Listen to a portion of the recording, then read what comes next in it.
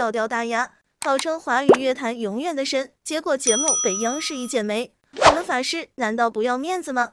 湾区一夜，老牌港星的一声吼，撕开了多少内娱偶像的遮羞布，不是难听就是假唱。这次自封歌神的音乐混子华晨宇，终于在这个大型音乐照妖镜面前原形毕露。这场湾区声明月电影音乐晚会集齐了两岸上百位的音乐人，可谓声势浩大。要知道，这可是为之不多的两岸歌星同台竞技的机会，一边是上年岁的老牌港星，一边是蓄势待发的内娱歌星。单从实力上来看，双方几乎打了个平手。谁料老牌港星一开嗓就让观众梦回多年前，虽然人老了，但唱功可一点都没变。69岁的成龙一首《万里长城永不倒》直接点燃了现场的气氛。至于李克勤、草蜢乐队等的出现，也让观众看到了什么叫做降维打击。这边老牌港星纷纷在秀实力，那边的内娱歌手们却抢破头要当这一晚最耀眼的显眼包。先是李宇春完整呈现了什么叫做车祸现场，又是走调，又是破音。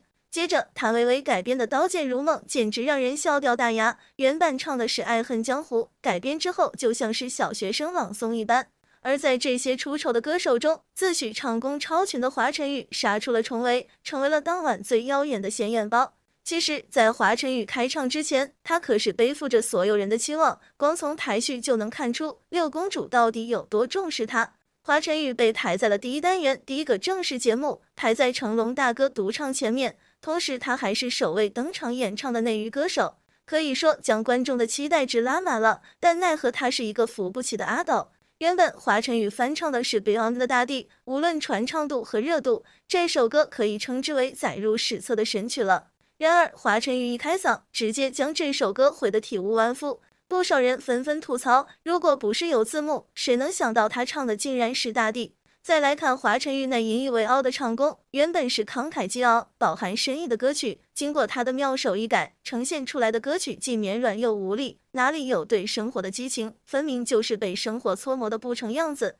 不知道是炫技失误还是故意设计，华晨宇在演唱过程中频繁出现跑调、走音情况，就连一向拿手的高音环节他都做了降调处理。如果没有对比的话，华晨宇的唱功不至于被群嘲到这种程度。遗憾的是，当晚华晨宇可是有搭档的，这个搭档就是来自香港 Super Moment 乐队的主唱陈世申。这边华晨宇的声音刚落下，那边陈世申接唱时直接提高了声调，无论音量还是唱功都碾压了前者。或许感觉自己被打脸了，在听完搭档的接唱后，华晨宇的脸色变得很难看，更是在接唱下一句时暗暗提高了音量，奈何后劲不足，一句歌词被他唱得七零八落。整首歌听下来，只能用惨不忍睹来形容，就连网友都忍不住调侃，在没打开视频之前没想过有多难听，打开之后真的好难听。不仅网友吐槽华晨宇的唱功，就连六公主也忍不住出手了。在晚会结束后，六公主上传了完整版视频，正片中唯独少了华晨宇演唱的片段，不仅删除了演唱视频，就连官方海报上也没有出现华晨宇的身影。央视这一举动简直把嫌弃写在了脸上，整场晚会那么多明星出错，只有华晨宇被官方亲自盖章了。只可惜了与他搭档的陈世申，本以为能够凭借露面央视活动涨热度，却因为这样一个拖后腿的队友而被一剪没，他简直就是全场最无辜的受害者了。再说回到华晨宇，恐怕自诩音乐天才的他从来没有受到过这样的对待，毕竟在他的心里，他可是华语乐坛之神。神第一次正式亮相的时候是在2013年的《快乐男声》，初赛的首次亮相，他便自弹自唱了自己创作的无字歌。整首歌曲没有歌词，只有他的吟唱，曲调十分的压抑，和他10年后创作的无字歌《爱》有的一拼。担任评委的陶晶莹不禁发出疑问，到底经历了什么事情才能创作出这样的歌曲？当时的华晨宇还是戴着黑框眼镜，笑得很腼腆的小男孩，有着17、18岁男孩子独有的青涩。他不好意思地说，自己以前有一点孤僻，把自己关在房间里半个月，创作出了这首歌。尽管当年的无字歌由于太过荒诞，并没有获得太多人的认可，但在评委尚雯婕的力挺之下，他成功闯过了初赛，并一路走到了最后的总决赛。因为是在比赛，华晨宇展现神一般的创作能力的机会并不多，在那个时候，他的人设又是呆萌，为此收获了不少粉丝。不过在10年后的今天回望当年，许多人都在感慨，那应该是跳大神的雏形。可随着名气越发高涨，曾经内敛害羞的华晨宇变得越发张扬和嚣张，在舞台上开坛做法也越发没有了顾忌。2014年，得益于春晚和综艺带来的人气，他召开2场火星演唱会，大获成功。于是第2年，他趁机推出了第2首无字歌《爱》，继续自己的荒诞风格，一声声野兽嘶吼般的吟唱，配上浑身抽搐的动作，简直就是活脱脱的法师跳大神。然而，这种荒诞的风格却被某些专家称为先锋音乐，他则追捧为先锋音乐人的代表。吃到这种红利后，本来挺正常的一个人，却慢慢的在法师的路上越走越远，为人越发自傲，甚至对未出道的新人指指点点。受害最深的或许就是毛不易。毛不易用一首《消愁》打动了所有人，却被他迎头泼了一盆冷水。你的曲子在我这里从来没有过一次关。他的原创歌曲巨星，旋律更被他批成烂口水。当时李诞曾发出直击要害的质问：华晨宇老师这2年有什么好的作品吗？旁边的人支支吾吾说不出一首，只能说他红啊。但俗话说莫欺少年穷，出道后不久的毛不易一连推出一荤一素、像我这样的人等脍炙人口的歌曲，直接后来者居上。而华晨宇始终拿不出一首出名的歌曲，反倒是越来越有底气评判他人。张杰曾自曝自己在参加某档节目时，曾被某个明星团队质疑是在假唱。不久后，有人扒出这个团队就是华晨宇的团队。或许在他看来，现场发挥的比他好的，那就是在假唱。后来，2人在另一档节目相遇，华晨宇被要求唱张杰的《这就是爱》，结果他直接把歌词喊了出来。一旁的张杰表情相当的耐人寻味。华晨宇很喜欢飙高音，他的粉丝也十分推崇他的华式高音，只追求音高，不在乎音质和音色。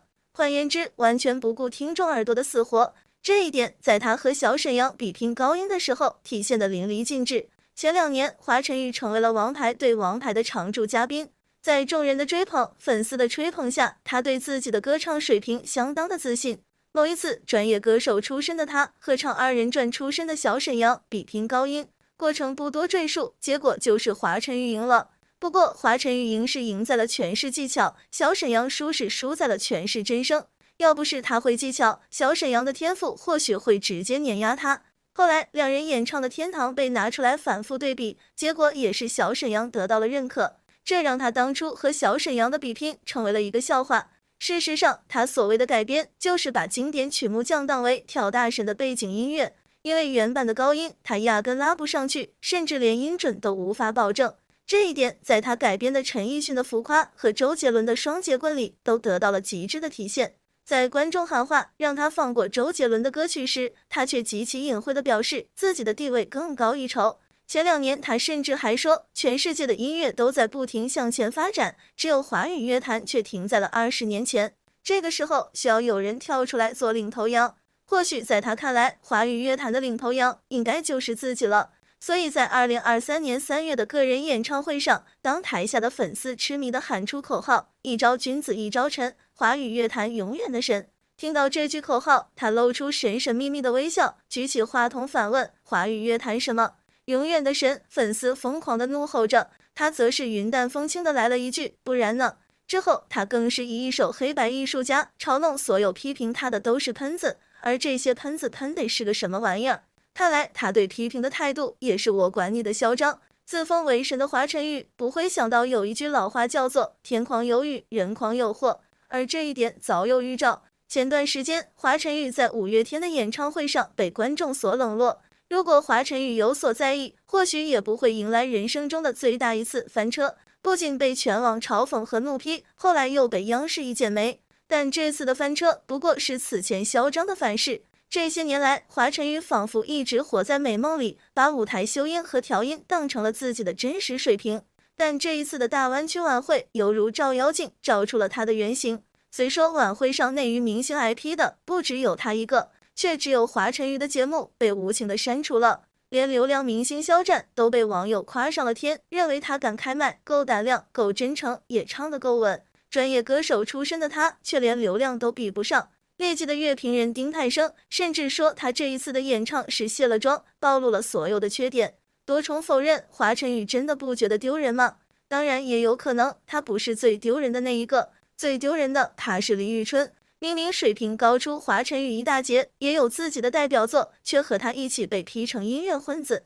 但不管怎么样，华晨宇和李宇春，甚至包括其他内娱歌手，都应该好好思考接下来的路了。华语乐坛给你们的时间应该是不多了，